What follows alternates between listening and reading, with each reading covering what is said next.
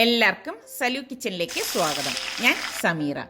ഇന്ന് ഞാൻ 2 അടിപൊളി റെസിപ്പിയാണ് നിങ്ങളുമായി ഷെയർ ചെയ്യുന്നത്. അപ്പം നിങ്ങളിത് കണ്ടു നോക്കി നിങ്ങൾക്ക് ഇഷ്ടപ്പെടുകയാണെങ്കിൽ പ്ലീസ് നിങ്ങളുടെ ഫ്രണ്ട്സിനൊക്കെ ഇതൊന്ന് ഷെയർ ചെയ്യണേ, എങ്കിലല്ലേ ഇത് മറ്റുള്ളവരിലേക്ക് എത്തത്തുള്ളൂ. അപ്പം നമുക്ക് നമ്മളുടെ ഈ റെസിപ്പിയിലേക്ക് പോവാം. ഞാൻ വളരെ പെട്ടെന്ന് തന്നെ തയ്യാറാക്കിയെടുക്കാൻ പറ്റുന്ന ഹലീമാണ് തയ്യാറാക്കാൻ പോകുന്നത്. ഇതിപ്പോൾ ചിക്കൻ വേവിച്ച് ഷ്രെഡ് ചെയ്തെടുത്ത് വെച്ചിരിക്കുന്നതാണ്. ഇപ്പോൾ ഞാൻ ഇത് ഇന്നലത്തെ റെസിപ്പിക്ക് വേണ്ടി വേവിച്ച് വെച്ചതാണ്, ചിക്കൻ റോള് തയ്യാറാക്കാൻ വേണ്ടിയിട്ട്. അപ്പോൾ അത് കാണാത്തവർക്ക് ഞാൻ ഇതിൻ്റെ ലിങ്ക് ഡിസ്ക്രിപ്ഷൻ ബോക്സിൽ കൊടുത്തിരിക്കാം. ഇനി നിങ്ങളുടെ കയ്യിൽ ഇങ്ങനെ ഒരു ചിക്കൻ വേവിച്ചതില്ല എന്നുണ്ടെങ്കിൽ നിങ്ങൾ ചിക്കൻ കുരുമുളകും ഉപ്പും ഇട്ടിട്ട് വേവിച്ചിട്ട് ഇതുപോലെ ഷ്രെഡ് ചെയ്തെടുക്കണം കേട്ടോ. അപ്പോൾ നമുക്കിനി ഇത് എങ്ങനെയാണ് റെഡിയാക്കുന്നതെന്ന് നോക്കാം. അപ്പോൾ ഇതുണ്ടാക്കാൻ വേണ്ടി ഞാനിവിടെ വലിയൊരു സോസ് പാൻ അടുപ്പത്തേക്ക് വെച്ചിട്ടുണ്ട്. ഇതിലേക്ക് നമുക്കൊരു 3 ടേബിൾ സ്പൂൺ എണ്ണ ഒഴിച്ചു കൊടുക്കാം. എണ്ണ ചൂടായി വരുമ്പോഴേക്കും ഞാനിവിടെ വലിയ 1 ടേബിൾ സ്പൂൺ ജിഞ്ചർ ഗാർലിക് പേസ്റ്റും അതുപോലെ തന്നെ 7-8 വെളുത്തുള്ളി അല്ലിയും എടുത്തിട്ടുണ്ട്. ഇത്രയും മാത്രം മതിയാവും കേട്ടോ. ഇത് എണ്ണയിലേക്ക് ഇട്ട് കൊടുക്കാം.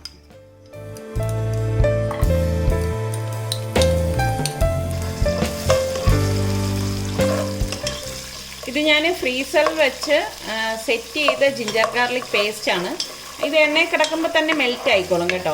അപ്പോൾ ഇതിൻ്റെ റെസിപ്പി ഞാൻ ഇതിന് മുൻപ് പോസ്റ്റ് ചെയ്തിട്ടുണ്ടായിരുന്നു. അപ്പോൾ അതിൻ്റെ ലിങ്ക് ഞാൻ ഇതിൻ്റെ ഡിസ്ക്രിപ്ഷൻ ബോക്സിൽ കൊടുത്തിരിക്കാം. ഇതുപോലെ ഒന്ന് മൂത്ത് വരുമ്പോഴേക്കും ഞാനിവിടെ 1.5 കപ്പ് ഓട്സ് എടുത്തിട്ടുണ്ട് കേട്ടോ. അപ്പോൾ ഈ ഓട്സ് ഞാൻ ഇതിലേക്ക് ഇട്ട് കൊടുക്കുകയാണ്. പിന്നെ നിങ്ങൾക്ക് എത്രയാണോ വേണ്ടത് അതിനനുസരിച്ച് ഇട്ട് കൊടുത്താൽ മതി കേട്ടോ. ഇതൊന്ന് ഇളക്കി കൊടുക്കാം. ഇനി ഇതിലേക്ക് ഞാൻ 1 ടീസ്പൂൺ കുരുമുളക് പൊടി, 1 ടീസ്പൂൺ ഗരം മസാല പൊടി, 1 ടീസ്പൂൺ മഞ്ഞൾപ്പൊടി, പിന്നെ നമുക്ക് പാകത്തിനുള്ള ഉപ്പ് ഇട്ട് ഇതൊന്ന് ഇളക്കി കൊടുക്കാം.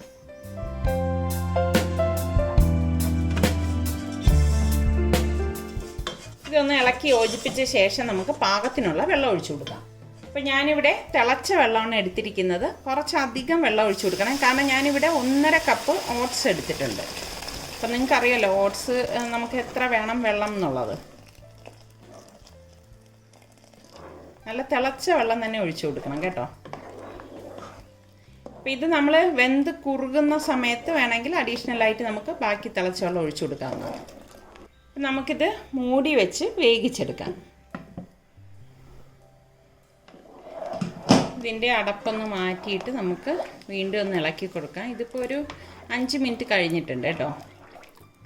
ഓട്സ് ഇവിടെ റെഡിയായി വരുന്നുണ്ട്. ഈ സമയത്ത് നമുക്ക് ഈ ഷ്രെഡ് ചെയ്ത് വെച്ചിരിക്കുന്ന ചിക്കൻ പീസസ് ഇതിലേക്ക് ഇട്ട് കൊടുക്കാം. ഇതിനൊന്നും ഒരു അളവോ കണക്കോ ഒന്നും ഇല്ല കേട്ടോ. നമുക്ക് എത്രയാണോ വേണ്ടത് അതിനനുസരിച്ച് നിങ്ങൾ ചേർത്ത് കൊടുത്താൽ മതി. നന്നായിട്ടൊന്ന് മിക്സ് ചെയ്ത് കൊടുക്കണം. ഇതുപോലെ നന്നായിട്ട് ഇളക്കി കൊടുത്ത ശേഷം നമുക്ക് ഇപ്പോൾ കുറുകി വന്നിട്ടുണ്ടെന്ന് തോന്നുകയാണെങ്കിൽ തിളച്ച വെള്ളം കുറച്ചുകൂടി ഒഴിച്ചു കൊടുക്കാം. അല്ലാന്നുണ്ടെങ്കിൽ ഇത് അടച്ച് വെച്ചിട്ട് ഫ്ലെയിം കുറച്ച് വെച്ചിട്ടൊന്ന് വേവിച്ചെടുക്കാം. അപ്പം നമ്മൾ ചിക്കൻ ചേർത്തിട്ട് ഒരു 3-4 മിനിറ്റ് കഴിഞ്ഞിട്ടുണ്ട്. നന്നായിട്ടൊന്ന് ഇളക്കി കൊടുക്കണം കണ്ടോ. ഇളക്കുമ്പോൾ ഓട്സ് ആയതുകൊണ്ട് തന്നെ ഓട്സും ചിക്കനും ഒക്കെ കൂടി ചേർന്നിട്ട് ഈ ഒരു പരുവത്തിലാണ് വരുന്നത്. അപ്പോൾ നന്നായിട്ടൊന്ന് ഇളക്കിയിട്ട് നമുക്കിതിലേക്ക് ഇനി ഒരു സാധനം കൂടി ചേർത്ത് കൊടുക്കും കേട്ടോ. ഇതിലേക്ക് ഞാൻ 1 ടേബിൾ സ്പൂൺ നെയ്യ് ഇട്ട് കൊടുക്കുകയാണ്. വീണ്ടും ഇത് മൂടി വെച്ചിട്ട് ഒന്ന് വേവിക്കാം. അപ്പോൾ ഇത് വേകുന്ന സമയം കൊണ്ട് നമുക്ക് കുറച്ച് സവാളയൊന്ന് ഫ്രൈ ചെയ്തെടുക്കാം.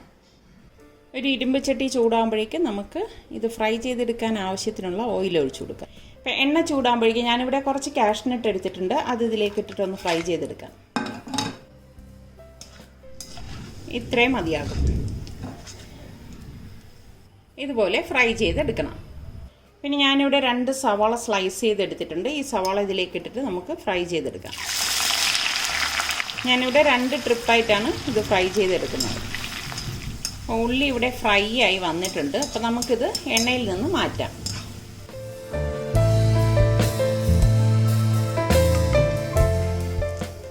ഇതുപോലെ ഫ്രൈ ചെയ്തെടുക്കണം. അപ്പം ഞാനിതിൻ്റെ അടപ്പൊന്ന് മാറ്റി നോക്കുകയാണ്. കണ്ടോ, എല്ലാം പാകത്തിന് റെഡിയായി വന്നിട്ടുണ്ട്. നന്നായിട്ട് അടി ചേർത്തൊന്ന് മിക്സ് ചെയ്യണം കേട്ടോ. ഇനി ഞാൻ ഗ്യാസ് ഓഫ് ചെയ്ത് കൊടുക്കുകയാണ്. പെട്ടെന്ന് ഉണ്ടാക്കിയെടുക്കാൻ പറ്റുന്ന ഒരു ഹലീമാണ് കേട്ടോ ഇത്. അപ്പോൾ ഇതിലേക്ക് ഞാൻ പകുതി നാരങ്ങ പിഴിഞ്ഞൊഴിക്കുകയാണ്. ഗ്യാസ് ഓഫ് ചെയ്ത ശേഷമാണ് ഞാൻ നാരങ്ങ നീരിലേക്ക് ചേർത്ത് കൊടുക്കുന്നത്. ഒന്ന് മിക്സ് ചെയ്ത് കൊടുക്കാം. കണ്ടോ, ഈ ഒരു തിക്നെസ് ഇതിനുണ്ട്. ഇനി ഇതിലേക്ക് ഞാനിവിടെ കുറച്ച് പുതിന ഇല ചെറുതായിട്ട് അരിഞ്ഞെടുത്ത് വെച്ചിട്ടുണ്ട്, അതൊന്ന് ഇട്ട് കൊടുക്കാം. പുതിന ഇല തന്നെ വേണം കേട്ടോ. പിന്നെ നമ്മൾ ഫ്രൈ ചെയ്ത് വെച്ചിരിക്കുന്ന സവാളയും കൂടി ഇട്ട് കൊടുക്കണം. ഇനി ഇതിലേക്ക് ഞാൻ കാഷ്നട്ട് ഫ്രൈ ചെയ്തും കൂടി ഇട്ട് ഗാർണിഷ് ചെയ്യണം. അപ്പോൾ വളരെ പെട്ടെന്ന് തന്നെ നമുക്ക് തയ്യാറാക്കിയെടുക്കാൻ പറ്റുന്ന ചിക്കൻ ഹലീം ഇവിടെ തയ്യാറായിട്ടുണ്ട്. അപ്പോൾ ട്രൈ ചെയ്യാത്തവർ ഒന്ന് ട്രൈ ചെയ്ത് നോക്കണം കേട്ടോ, അടിപൊളി ടേസ്റ്റാണ്. നമ്മളിത് സെർവ് ചെയ്യാൻ നേരം നന്നായിട്ടൊന്ന് ഇളക്കി കൊടുക്കണം കേട്ടോ. അപ്പോഴേ ശരിക്കും ഇതെല്ലാം കൂടി ചേർന്നിട്ട് ഇപ്പോൾ തന്നെ നല്ല ഒരു മണമാണ് വരുന്നത്. അപ്പോൾ നിങ്ങൾ പുതിനയിലയ്ക്ക് പകരം മല്ലിയില ഇടട്ടോ എന്ന് ചോദിക്കേണ്ട ആവശ്യമില്ല, പുതിനയില തന്നെ വേണം കേട്ടോ.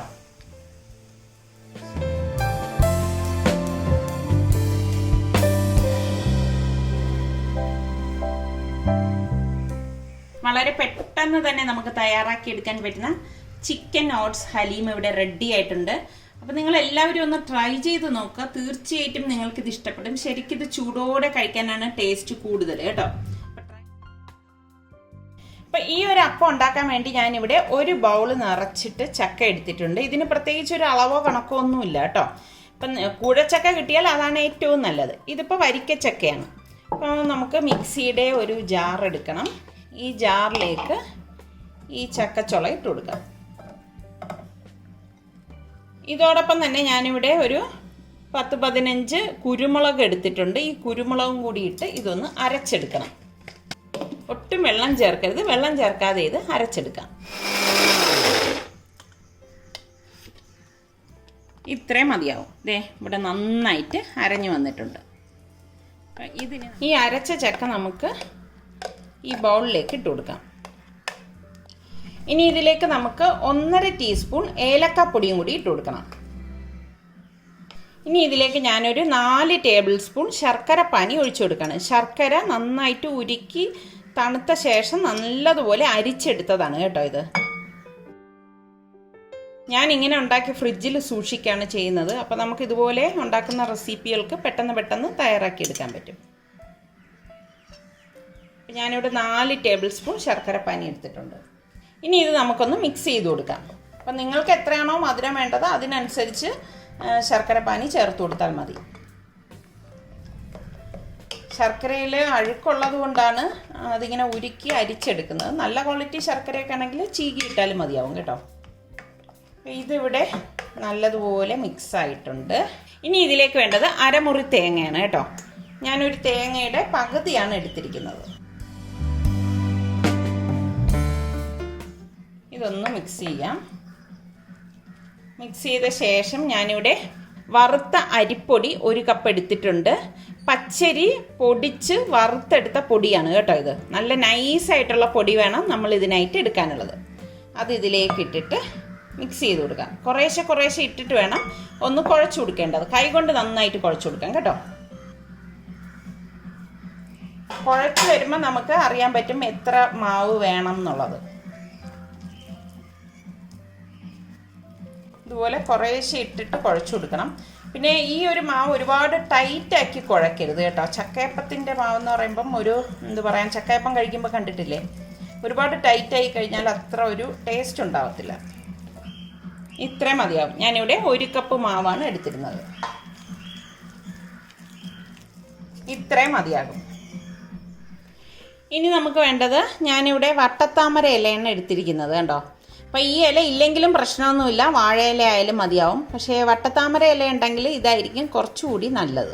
അപ്പോൾ നമുക്കിനി ഇതെങ്ങനെയാണ് റെഡിയാക്കുന്നതെന്ന് നോക്കാം. ഇതുപോലെ ഇല എടുത്തിട്ട് നമുക്ക് മാവ് ഇതിലേക്ക് കോരി വെച്ച് കൊടുക്കണം.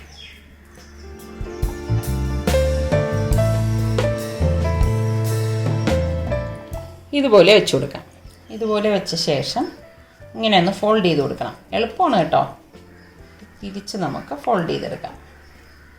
ഇതുപോലെ ഒന്ന് മടക്കിയെടുക്കണം. മടക്കിയെടുത്ത ശേഷം നമുക്കിതുപോലെ ഒന്ന് മടക്കിയെടുക്കണം. ഇത്രയേ ഉള്ളൂ സംഗതി. കണ്ട, എളുപ്പമല്ലേ?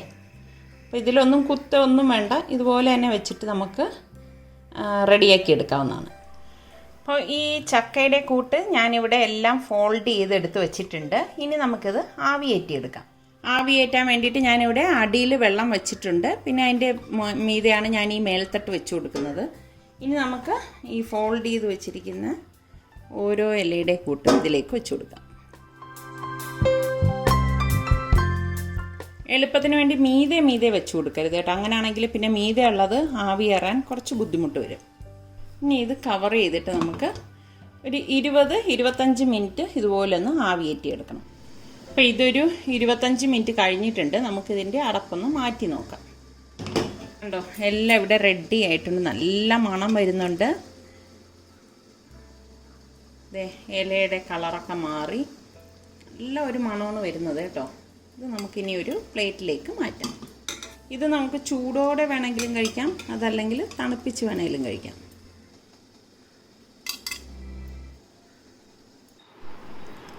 അപ്പം ഞാനൊരു ചക്കയപ്പം ഒന്ന് തുറന്ന് കാണിച്ചു തരാം. നല്ല ചൂടായിട്ടിരിക്കുകയാണ് കേട്ടോ. കണ്ടോ, നല്ല മണമാണ് വരുന്നത്. ഞാനിതൊന്ന് കട്ട് ചെയ്ത് കാണിച്ചു തരാം.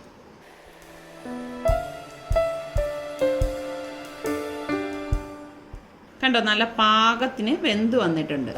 അപ്പം നമ്മളിത് നോമ്പ് തുറക്കുന്ന സമയത്ത് മാത്രമേ കഴിക്കത്തുള്ളൂ. അപ്പോൾ ചക്ക ഉള്ളവരൊക്കെ ഒന്ന് ട്രൈ ചെയ്ത് നോക്കുക കേട്ടോ. നമ്മളുടെ സലു കിച്ചൻ ഇനിയും സബ്സ്ക്രൈബ് ചെയ്യാതെ കാണുന്നവരുണ്ടെങ്കിൽ നിങ്ങൾക്ക് ഇഷ്ടപ്പെടുകയാണെങ്കിൽ നിങ്ങൾ സബ്സ്ക്രൈബ് ചെയ്യുകയും ഒന്ന് ഷെയർ ചെയ്യുകയും കൂടി ചെയ്യണം കേട്ടോ. എങ്കിലല്ലേ ഈ റെസിപ്പീസ് മറ്റുള്ളവരിലേക്ക് എത്തത്തുള്ളൂ. അപ്പോൾ ഇനി നമുക്ക് ഇഫ്താർ അടിപൊളി റെസിപ്പീസുമായി കാണുന്നതുവരെ എല്ലാവർക്കും ബൈ.